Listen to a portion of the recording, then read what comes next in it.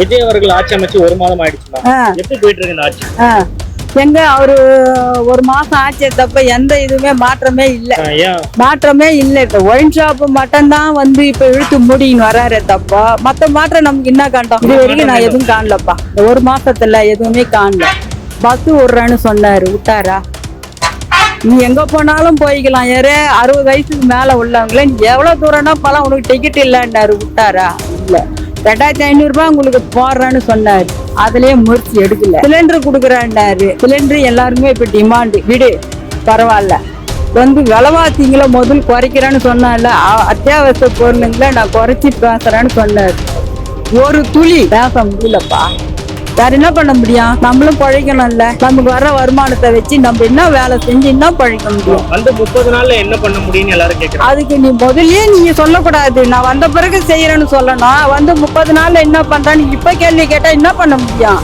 நீ சொன்னதை தானே நாங்க திருப்பி சொல்றோம். என்ன சொல்றது? நீ வந்த பிறகு நடவடிக்கை என்னன்னு தெரியலையே, இப்பவே நான் எப்படி வாக்கு உறுதுன்னு நீ சொல்லியிருந்தா நம்ம ஒத்துக்கலாம். வராத்துக்கு முன்ன மட்டும் நீ எதையுமே பார்க்காத, நான் இதை செய்யறேன் அதை செய்யறேன் அத்தை பண்றேன் இத்தை பண்றேன்னு சொன்ன இல்ல. அதுக்குதான் பதில் கேக்குறோம். கரண்ட் பில் அதிகமா இருக்காமா? எங்க கரண்ட் பில்லு 100 200 யூனிட்டுக்கு வந்து ஃப்ரீன்னு போட்டு இருக்கிறாரு. நாங்க சொந்த வீட்டுல இல்லப்பா, வாடகை வீட்டுல இருக்கிறோம். அதனால அதை பத்தி எங்களுக்கு தெரியாது. விஜயோட ஆட்சி அமைச்சு 1 மாசம் ஆயிடுச்சு, எப்படி பண்ணிட்டு இருக்காரு? எங்களுக்கு என்ன திருப்தியவே இல்லப்பா. நாங்களாம் அனாதை ஆன மாதிரி இருக்கு மனசு. ஒண்ணும் இல்ல. மக்களுக்கு எவ்வளவு வாக்கு அது என்ன செஞ்சாரு, என்ன பண்ணாரு, என்ன செய்வாருன்னு நமக்கு தெரியாது. பசங்க எல்லாம் சேர்ந்து இது மாதிரி பண்ணிடுச்சுங்க. நமக்கு அன்னைக்குல இருந்து எங்களுக்கு மனசே சரி கிடையாதுப்பா. என்ன பண்றது? ஆமாப்பா, உண்மைதான்ப்பா. நாங்க அந்த ஆட்சியிலே இருந்துட்டோம். எங்க வீட்டாண்ட ஒரு லைட்டு போச்சுன்னா எங்க வீட்டாண்ட கவுன்சிலர் அவர்கிட்ட போய் சொல்லுவோம். எங்களுக்கு என்ன ஒரு பிரச்சனை வீட்டாண்ட போய் சொல்லுவோம். இப்போ இந்த எங்க வீட்டாண்ட பட்டாபுரம் அங்க நின்னவரு யாருன்னே தெரியல. அவர் எங்க இருக்கிறாருன்னு தெரியும். எங்களுக்கு எதனா குறைன்னா யாருக்கிட்ட போய் சொல்லுவோம்? நாங்க சொல்றதுக்கே வழி கிடையாது. இப்போ அங்க இருக்கிறவங்க நம்ம ஆளுங்க. எங்களுக்கு எது ஆனாலும் அவங்க வீட்டாண்ட போய் சொல்லுவோம். நாங்க இப்போ நான் ரோட்ல வியாபாரம் பண்றேன். டியூப் லைட் போயிட்டு சதீஷன் கவுன்சிலர் இருக்கிறாரு, அவர்கிட்ட போய் நான் சொல்லுவேன், எப்போ டியூப் லைட் இது மாதிரி ஆயிடுச்சுன்னா உடனே போட்டு விடுவாங்க. இப்ப யாருக்கிட்ட போய் சொல்றது? அவர் ஜெயிச்சாரு, என்ன சைடு கூட வரல. நாங்க யாருன்னு எங்களுக்கு தெரியும், யாருன்னே தெரியாது. விஜய் அவர்களுடைய 20 நாள் ஆட்சி எப்படி பாக்குறீங்க? நான் சொல்லி என்ன புதுசா தெரிய போகல, உங்களுக்கும் தெரியும். மக்கள் வந்து இந்த 20 நாளா வந்து எப்படி இன்னைக்கு காலையில கூட பார்த்தா எங்க வீட்லயே கரண்ட் கட்டு. அண்ணா நகர் தொகுதி, கொளத்தூர், அம்பத்தூர், அது இல்லாம சோழிங்கநல்லூர், நிறைய இடத்துல வந்து கரண்ட் கட்டு. பல்லாவரம் நிறைய இடத்துல கட்டாயிருக்கு. ஸோ மக்கள் ரோட்டுக்கு வந்திருக்காங்க. யார் எம்எல்ஏன்னு முதல்ல தெரியல, அதான் ரொம்ப வஸ்டா இருக்கு. யார் எம்எல்ஏன்னு தெரியல. வந்து எல்லாமே என்ன பண்றாங்கன்னா வந்து எம்எல்ஏ வந்து நின்றுட்டு இருக்காரு, பக்கத்துல நின்று பேசிட்டு இருக்காங்க. இப்ப கூட சொன்னாங்க அந்த சிங்கப்பெண் திட்டம் வந்து வரும் ஒன்னு சொன்னாங்க. ஒன்னும் வழியே இல்லைங்க. அதை வந்து இனாகிரேட் பண்றான்னு இப்பதான் ஃப்ரெண்ட் வீட்டுல போயிட்டு அவர் வந்து அங்க கிரக பால் கட்சத்துக்கு போயிட்டாரு. இதெல்லாம் வந்து எல்லாருக்குமே தெரியும். என்ன பசங்க எல்லாம் சேர்ந்து பண்ணி வச்சுங்கப்பா. பிடிக்கலப்பா, பிடிக்கல. 6 சிலிண்டர் ஏதோ தருவன்னாரு. அவரு எங்க வீட்டுக்கு புக் பண்ண சிலிண்டரே வர மாட்டேங்குது. அப்புறம் 6 சிலிண்டர் எப்படி கொடுப்பாரு? என்னப்பா இதெல்லாம் சினிமாவா? இது அரசியல் வேற சினிமா வேறப்பா. சினிமால பிடிக்கும் அவரை, அதுக்காக அரசியல் எல்லாம் அவர் இது பண்ண முடியுமா? சொல்லு.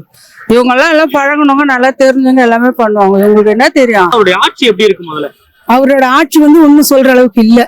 என்னன்னா எதுவும் அறிக்கை வந்து கொடுத்த அறிக்கையை வந்து நிறைவேற்ற முடியலன்னு சொன்னாக்க நிதிநிலை அறிக்கை வந்து வெளியிடணும் இவங்க. அப்ப நிதி எவ்வளவு இருக்குன்னு பார்த்துதான் வந்து அந்த ஒரு பட்ஜெட்டுக்கும் இவ்வளவு பணத்தை ஒதுக்க முடியும். பட்ஜெட்டுக்கு பணம் ஒதுக்கணும்னு சொன்னாக்க வீட்டுல வருமானம் இருந்தா தான் நம்ம செலவுகளை பார்க்க முடியும். அதே மாதிரிதான் நாட்டுக்கும் இலவசங்கள் இவங்கள போட்டு பண்ற வேலை. நான் கொடுக்குறேன், நீ கொடுக்குறேன் அப்படின்னு ஜனங்க வந்துட்டு என்ன பண்ணுவாங்க? ஜனங்களுக்கு வந்துட்டு இயலாமை. ஒருத்தருக்கும் வந்து வருமானம் பத்தலைன்னா யார் 10 ரூபாய் தருவாங்க அப்படிங்கறது ஒரு காலகட்டத்துல இருக்காங்க. அதனால அவங்க அதை விரும்பி கூட அவங்க செய்திருந்திருக்கலாம், போட்டிருக்கலாம்.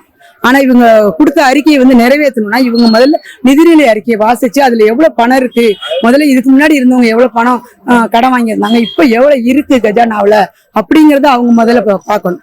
விஜய் அவர்களை எம்ஜிஆர்ன்றாங்க, நீங்க என்ன எவ்வளவு குறைகள் சொல்றீங்க? அவர் எம்ஜிஆரா இருக்கலாம், கலைஞரா இருக்கலாம், யாரா வேணா இருக்கலாம். எம்ஜிஆர் வந்து ஆட்சி நடத்தினார். அந்த நேரத்துல அவரை மீறி யாராலையும் எது செயல்பட விட மாட்டார். காரணம் என்னன்னு கேட்டீங்கன்னா, அவர் பட்ஜெட் தாக்கல் பண்றதுக்கு முன்னாடியே இன்னைக்கு ஊர்ல உலகத்துல எந்த அளவுக்கு நிலவரம் இருக்கு, விலைவாசி இருக்கு. இதுக்கு முன்னாடி ஜெயலலிதா இருக்கும்போது பருப்பு ஒரு தடவை 150 ரூபாய்க்கு வித்தாங்க தெரியுங்களா? உங்களுக்கு நீங்க சின்ன பிள்ளையா இருந்திருப்பீங்க. 150 ரூபாய்க்கு வித்தாங்க. நீங்க படிச்சுட்டு இருந்திருப்பீங்களா? 150 ரூபாய்க்கு வித்ததுமே அந்த அம்மா என்ன தெரியுமா பண்ணாங்க? ரேஷன்ல 90 ரூபாய் 80 ரூபாய்க்கு போட்டாங்க. ஒரு பொருள் விலை ஏறுதுன்னு சொன்னா உடனே இவங்க கவனிக்கணும்.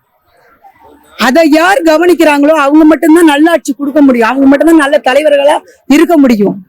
ஒரு தலைவர்னா என்னென்ன பொருளுங்க விலைவாசி அதிகமாகுது, ஜனங்களுக்கு எது கிடைக்கும் கிடைக்காது, ஜனங்களால எது வாங்க முடியும். மிடில் கிளாஸ் லோ கிளாஸ் பிரச்சனை கிடையாது, ரொம்ப கீழே இருக்கவங்களுக்கும் பிரச்சனை இல்லை, மேல இருக்கவங்களுக்கும் பிரச்சனை இல்லை. நடுத்தரமா இருக்காங்க பாருங்க, அந்நாடு சம்பாரிச்சு சாப்பிடுற உங்களாட என்னாட்ட உள்ளவங்களாம் அவங்க நிலைமையில ரொம்ப கஷ்டம். அந்த மாதிரி உள்ளவங்களுக்காகயாவது இவங்க ஒரு ஸ்டெப் எடுக்கணும், கொஞ்சம் ஒரு ஸ்டெப் எடுக்கணும். ஸ்டெப் எடுத்து இது மாதிரி என்னென்ன நடக்குதுன்றத முதல்ல இவங்க நாட்டை கவனிக்கணும், நாட்டுல விலைவாசியை கவனிக்கணும், மற்ற விஷயங்களையும் கவனிக்கணும், என்னென்ன தேவைங்கிறது கவனிக்கணும். இவர் என்ன பண்ணாரு, இந்த மெட்ரோ பாலம் போறது நிறைய எல்லாத்தையும் இப்ப நடக்கக்கூடிய வேலைகள் எல்லாம் தடை பண்ணி வச்சாரு.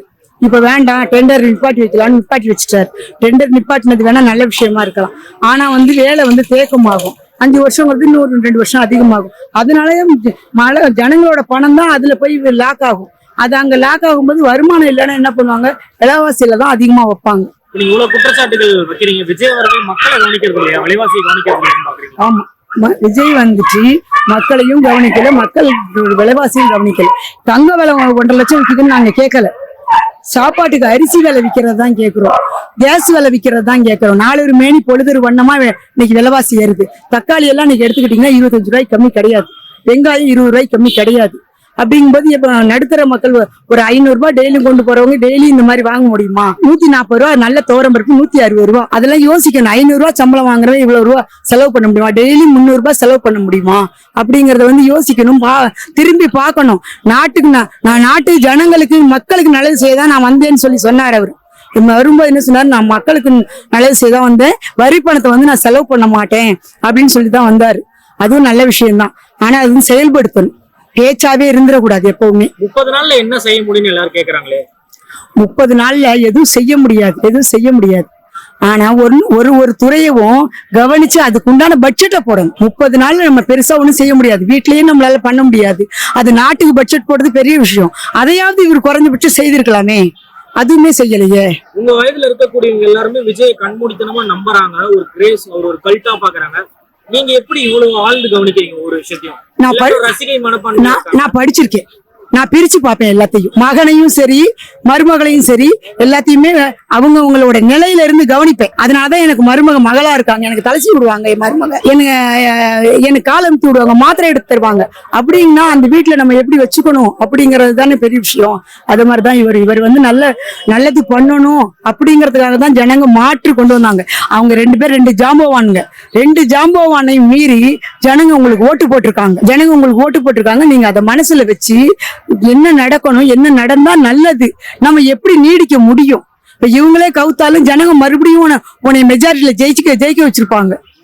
நல்லது மட்டும் பண்ணிப்பாரு, அடுத்து இவங்க இன்னொரு எலெக்ஷனை வச்சாலும் நீதான் நிப்ப. இப்போ விஜய் அவர்கள் எவ்வளவோ தன்னுடைய சொத்துக்களை இழந்து நடிக்கிறத விட்டுட்டு ஒரு சொகுசு வாழ்க்கை விட்டு மக்களுக்கு வந்திருக்காரு.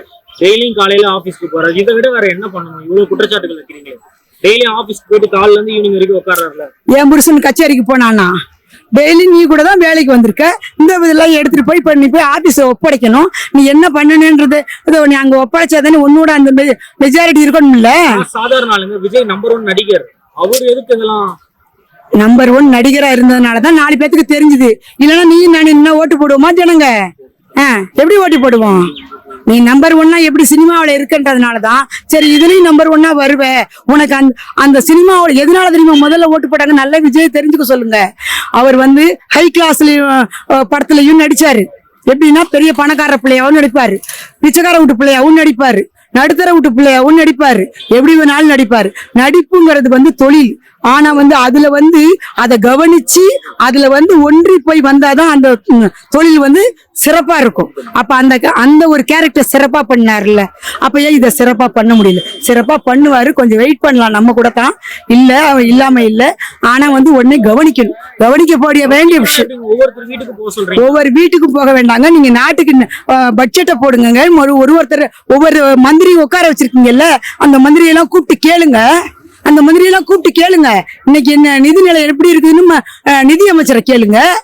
இன்னைக்கு விலைவாசி எப்படி இருக்குன்னு அந்த துறைக்கான அமைச்சரை கூப்பிட்டு கேளுங்க. ஜனங்களுக்கு என்ன வேணும் தெரியுமா? இருக்க இடம், படுத்து தூங்க நல்ல வீடு, அதையெல்லாம் உங்ககிட்ட கேட்கல. அவங்க கேக்குறது என்னன்னா நல்ல சாப்பாடு, ஒரு நிம்மதியான வாழ்க்கை, வந்து போக சௌரியமா. நீங்க 15,000 ரூபாய் சம்பளம் அவங்க வாங்குற பொம்பளை கண்டிஷனா 1000 ரூபாய் பஸ் பாஸ் எடுப்பா. ஃப்ரீ பஸ் எல்லாம் நீங்க கொடுக்க வேண்டாம், ஃப்ரீயா கரண்ட் எல்லாம் கொடுக்க வேண்டாம். கரண்ட் வச்சு ஃபேன் ஓட்ட தெரியுது, ஏசி படுக்க தெரியுது, கரண்ட் பில் கட்ட தெரியாதா என்ன? கட்டுவான், கட்ட தெரியும், கட்ட வைப்போம் நம்ம. நீங்க அதெல்லாம் எதுவும் கொடுக்க வேண்டாம்.